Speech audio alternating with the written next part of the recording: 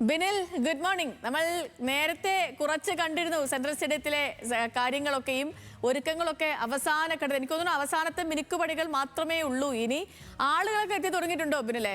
കാരണം ഇപ്പൊ കോൺഗ്രസിനെ സംബന്ധിച്ച്, കോൺഗ്രസ് പ്രവർത്തകരെ സംബന്ധിച്ച് കഴിഞ്ഞ 10 വർഷമായി അവർ ആഗ്രഹിച്ച കാര്യമാണ് ഇന്നതേ നടക്കാൻ പോകുന്നത്. Sethu, good morning. ആ ചോദ്യത്തിൽ നിന്ന് തുടങ്ങാം. ആളുകൾ ഇവിടേക്ക് എത്തി തുടങ്ങിയിട്ടുണ്ട്. സമയം 7 മണി ആയതേ ഉള്ളൂ. ആ സമയത്ത് തന്നെ നമുക്ക് ഈ പൊതുജനങ്ങൾക്കുള്ള സ്ഥലത്ത് ആളുകളെ കാണാം. ആ ദൃശ്യങ്ങൾ കൂടി കാണിക്കാം. അവിടെ ആളുകൾ ഇവിടേക്ക് എത്തി തുടങ്ങിയിട്ടുണ്ട്. 10 മണിയാകുമ്പോഴേക്കും എനിക്ക് തോന്നുന്നു ഈ സെൻട്രൽ സ്റ്റേഡിയം പൂർണ്ണമായും വലിയൊരു ജനസാഗരമായി മാറുമെന്നാണ് മനസ്സിലാക്കാൻ കഴിയുന്നത്. ഇപ്പോൾ തന്നെ ആളുകളുടെ വലിയൊരു തിരക്ക് പുറത്തെ ഗേറ്റിൽ നിന്ന് നമ്മൾ വരുന്നതാണ്. ആ ഗേറ്റിൽ നോക്കുമ്പോൾ അവിടെ ആളുകൾ കാത്തിരിക്കുകയാണ് അകത്തേക്ക് കയറാൻ വേണ്ടി. അത്തരത്തിൽ വലിയൊരു തിരക്ക് ഈ സമയത്ത് പോലും 7 മണിക്ക് പോലും ഇവിടേക്ക് കാണാൻ കഴിയും.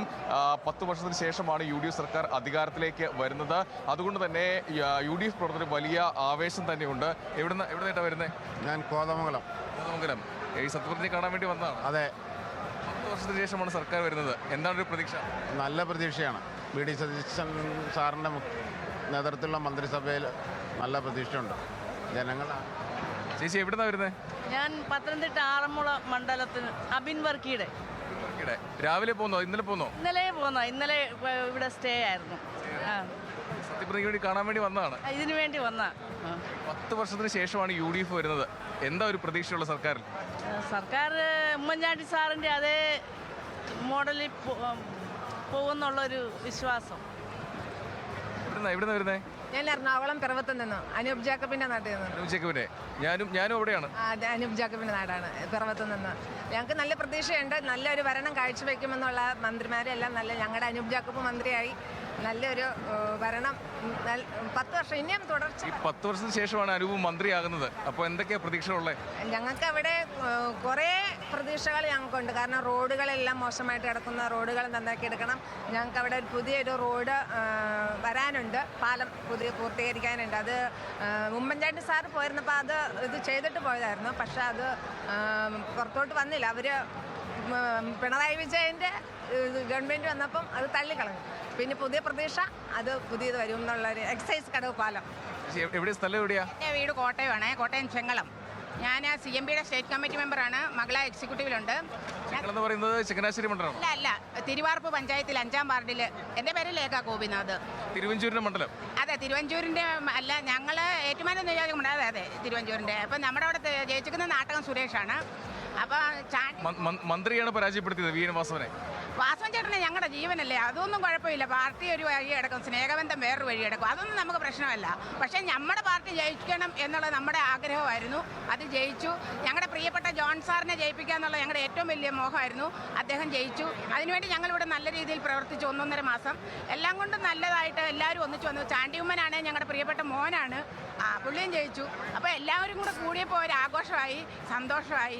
നല്ല രീതിയിൽ പ്രവർത്തിക്കട്ടെ, പറഞ്ഞ കാര്യങ്ങളെല്ലാം ചെയ്യട്ടെ, അതാണ് നമ്മുടെ പ്രതീക്ഷ. ഇന്ദിരാ ഗ്യാരണ്ടിയൊക്കെ പ്രഖ്യാപിച്ചിട്ടുണ്ട്, സ്ത്രീകൾക്ക് സൗജന്യ യാത്രയൊക്കെ. അതിലൊക്കെ വലിയ പ്രതീക്ഷയാണോ ഉള്ളത്? അതിനെക്കുറിച്ച് നമുക്കൊന്നും പറയാൻ പറ്റത്തില്ലല്ലോ. ഇപ്പം സത്യപ്രതിജ്ഞയല്ലേ, ശേഷം നമുക്ക് പറയാം. സ്ഥലം എവിടുന്ന? ഞാൻ കൊല്ലം കടക്കലാണ്. എൻ്റെ പേര് സീമാട്ടി ശ്രീലത എന്നാണ്. ഞാൻ CMBയുടെ സംസ്ഥാന കമ്മിറ്റി അംഗവും മകളുടെ സംസ്ഥാന വൈസ് പ്രസിഡന്റുമാണ്. നമ്മൾ ജോണേട്ടന് വേണ്ടിയാണ് നമ്മൾ വർക്ക് ചെയ്തത്. പിന്നെ എൻ്റെ നാട്ടിൽ മൊത്തം നമ്മളെ പാർട്ടിക്കാർ UDFന് വേണ്ടി എല്ലാവരെയും ജയിപ്പിക്കണമെന്നുള്ള ഒരു അതികായ ആവേശമുണ്ടായിരുന്നു നമുക്ക്. ജനങ്ങൾക്ക് വേണ്ടി, ജനങ്ങളോട് നമുക്ക് പ്രതിബദ്ധത ഉള്ള ആൾക്കാരാണ്. അവർക്ക് വേണ്ടിയാണ് ഞങ്ങൾ ഈ പ്രവർത്തിക്കുന്നത്. മൊത്തം വരും നാളുകളിലും ജനങ്ങൾക്ക് വേണ്ടി എല്ലാ കാര്യവും കണ്ടറിഞ്ഞ് അനുഭവിച്ചതാണല്ലോ, അനുഭവമാണല്ലോ ഗുരു. കണ്ടറിഞ്ഞ് അവർക്ക് വേണ്ടി എന്തും ഞങ്ങൾ ചെയ്യുന്ന മകളാ പ്രവർത്തകരാണ് നമ്മൾ. സ്ഥലം എവിടെയാണോ? ഞാൻ തിരുവനന്തപുരത്ത് തന്നെ മൈനോറിറ്റി സെല്ലിൻ്റെ തിരുവനന്തപുരം ജില്ലാ സെക്രട്ടറി പൂവാർ MM ഖാദർ എന്ന് പറയും. പുതുയുഗത്തിലേക്ക് കേരളം കാലെടുത്ത് വയ്ക്കുകയാണ് VDSൻ്റെ നേതൃത്വത്തിൽ. വളരെ പ്രതീക്ഷയോടുകൂടി കേരളം കാത്തിരിക്കുന്നൊരു മുഖ്യമന്ത്രി, കേരളം നേരിട്ട് തിരഞ്ഞെടുത്ത മുഖ്യമന്ത്രി, ഇൻഡയറക്റ്റായിട്ടല്ലാതെ ഡയറക്റ്റായിട്ട് ജനങ്ങൾ നേരിട്ട് തിരഞ്ഞെടുത്ത മുഖ്യമന്ത്രിക്ക് 1000 അഭിവാദ്യങ്ങൾ. കേരളം ഒരു പുതുയുഗത്തിലേക്ക് കടക്കുകയാണ്.